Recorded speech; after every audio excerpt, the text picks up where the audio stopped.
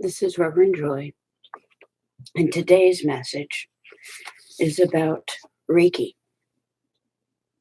I know sometimes there's a lot of confusion about what it is, and this is a time for me to say both what it is and what it isn't.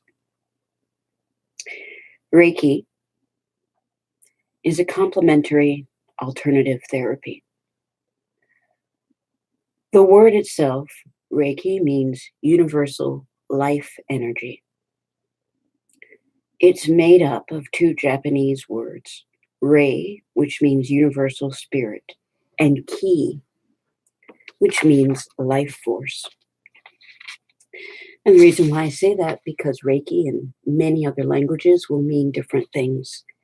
But it's important that Reiki, when used as a health or healing modality, then only the Japanese meaning is meant. So Reiki is classified as an energy therapy, and there are 5 different types of, non-medical, complementary, and alternative medicines. I won't be able to talk about them now because, yes, I do have a bit of pain today. But energy therapies are based on the belief that disturbances in energy fields in and around the body result in illness, and that improving the flow and balance of energy can improve health and well-being. Reiki is based on the idea that energy is transmuted through the Reiki practitioner from a universal energy source to the client to raise or improve the flow of the client's chi, or life force energy.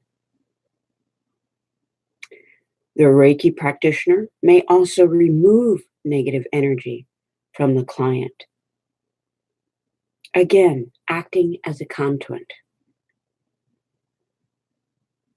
So as you see, that Reiki practitioner, they're just a middleman. The energy does not come from the practitioner. When we say universal, it's best to say that that energy comes from God.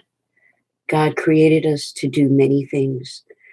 And if you read the Bible with an open mind, you learn that Christ asks us to do all things that he has.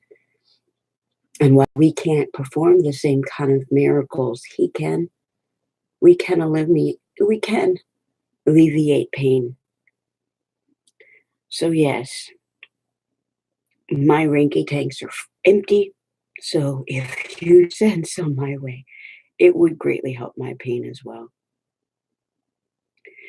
Reiki energy is considered to be a spiritual practice, although it doesn't require the client to follow a particular belief. And the bad thing is that a lot of people feel Reiki is incompatible with their religion or spiritual beliefs. And for that, I'll just say, yes, there are a lot of things that are considered witchcraft and evil when they're really good. And it brings, lots of suffering in the world, that everything God created is not accepted. And now I'll talk for a minute about how Reiki came into being, or what we know as Reiki now. A scholar and Japanese Zen Buddhist named Mikao Uzui is believed to have developed Reiki in 1922. He drew from a number of Asian healing methods, such as that found in Tibetan Buddhist texts. He formed a Reiki organization and trained others in this technique. And one of his students modified Reiki a little further by creating 3 levels and adding other hand movements to the technique.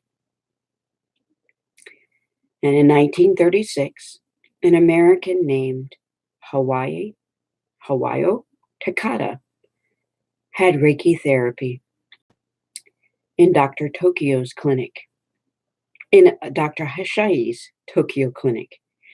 She later trained in Reiki, becoming a Reiki master, and is credited with introducing Reiki to North America. She was the path to healing to come to the US. And that is why, in many other messages I give you, I will talk about the importance of women, because we are needed, especially with spiritual movements, especially when it comes to things of the spirit. And yes, there are many, many other types of Reiki besides Yuzoi style. And they're descended from different lineages, different teachers. And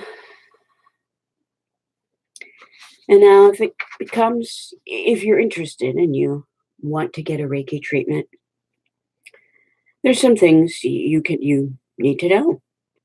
The client is usually in either a sitting or lying position. They are fully clothed. Although Reiki practitioners sometimes use massage tables, there's no getting naked. So if that's what you were looking for, you need to look elsewhere. The Reiki practitioner places his or her hands slightly on or above the client's body. No touching is necessary for Reiki energy to heal. So that is something you can ask for, especially if you are like my sons and have autism and touch isn't necessarily welcome. Reiki energy can still help. According to Reiki theory, energy is thought to automatically go to the parts of the body where it's most needed. Reiki is itself, the healing is a sentient being. We, as practitioners, can direct the flow of energy. We use this using different things, from hand positions to the symbols we draw in our head or the air while we're giving a Reiki session.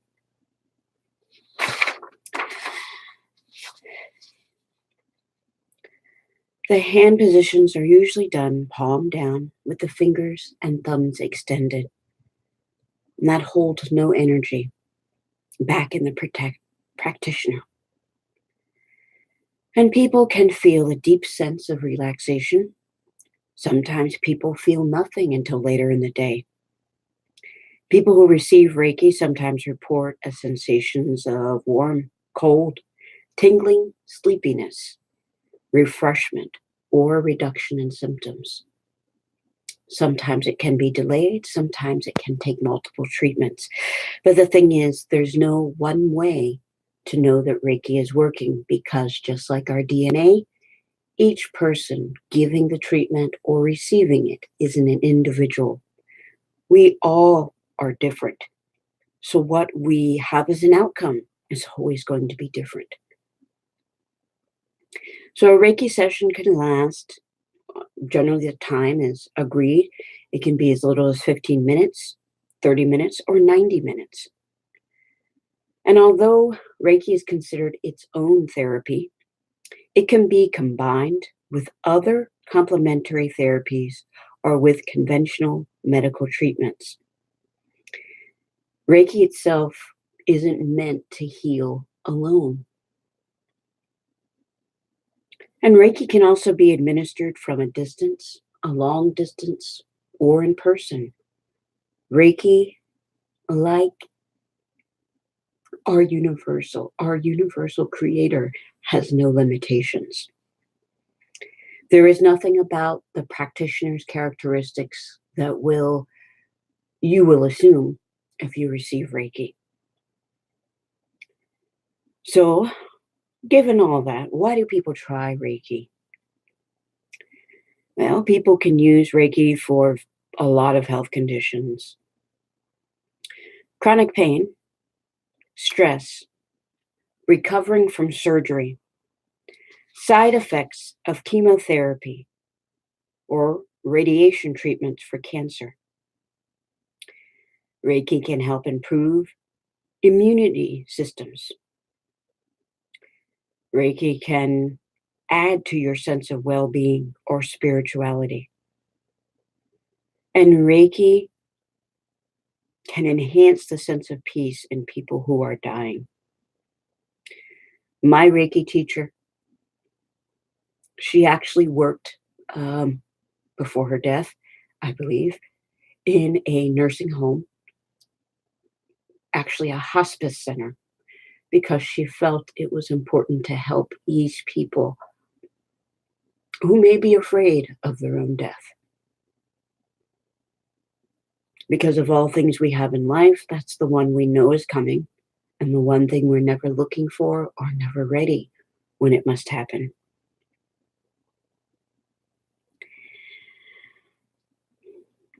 So, especially for my scientific sons, what's the scientific evidence for Reiki? Reiki is based on the life force and energy fields, but these fields haven't fully been measured by science at this time. So yes, that is one criticism that Reiki practitioners or users will find. But a lot of people feel, well, Reiki's not really working, it's just a placebo. However, placebo therapies actually work only because it brings attention to what needs to be healed. And ultimately, that's the goal of any medicine that we put into our bodies. We must know we're ill. We must know we're ill in order to be healed. We must know where things hurt, the source. Because without knowing the source, otherwise, other than using Reiki, without knowing the source, it can't be healed. And yes, there are many, many different schools of Reiki. And training for each level takes 1 or 2 days. And each level involves something called an attunement by a certified Reiki teacher. Attunements typically involve the placement of energetic Reiki symbols through a sequence of movements to the palm and the crown of the student's head to help prepare the student to channel Reiki energy. Another thing is, there is nothing special you need to have to learn Reiki. I am of the opinion that you don't need additional medical background. I am of the position like, oh my goodness, there's an author. I want to say it's Diane Stein, who teaches that Reiki can be self-attuned if you want to learn or you need to heal yourself or your family. I don't feel that Reiki lessons should be expensive. I attuned 2 of my 3 sons to level 1 Reiki because I wanted them to be able to comfort and calm themselves when they were out of the house. I don't feel there's an age limit. I even feel you can attune your pet to provide Reiki and comfort, or someone else's pet if they work as a therapy animal, because just the animal's unconditional love can also heal as well. The person carrying the Reiki energy is a conduit. They are not the source of the energy. And there are no known safety concerns with Reiki. But again, the caution is it should not be used to replace standard medical treatment. No matter what you have, go to the doctor. Don't let your mind feel that Reiki will cure everything. Don't let yourself feel that All emotional problems can be solved by Reiki. Counseling is always necessary. And there are some practitioners who feel that people who have severe psychiatric symptoms or conditions may have a potential worsening of that condition. And I feel this is just like when you start a new medicine. I have a son that's on medication, and when he is on it, it can cause him to act the opposite until he has had enough medicine build up in his system that it does the job. So I feel that that's what those practitioners found, is that there was a sudden, well, if you're a light worker, you know that when you fight the darkness fights back harder until you send it enough light. And I feel that's what happens with some people with diagnosis. And people can experience, after Reiki treatment, weakness, tiredness, indigestion, or a headache after having Reiki. Sometimes it can cause additional problems. And the feeling, and what this is happening is when toxins are released in the body, yeah, they'll punch on the way out. So that's most important, that if you're going for a Reiki treatment or getting one at home, that you rest before and after and stay well hydrated. It's always a good time to drink more water. So there's a lot more I would like to say, and I do.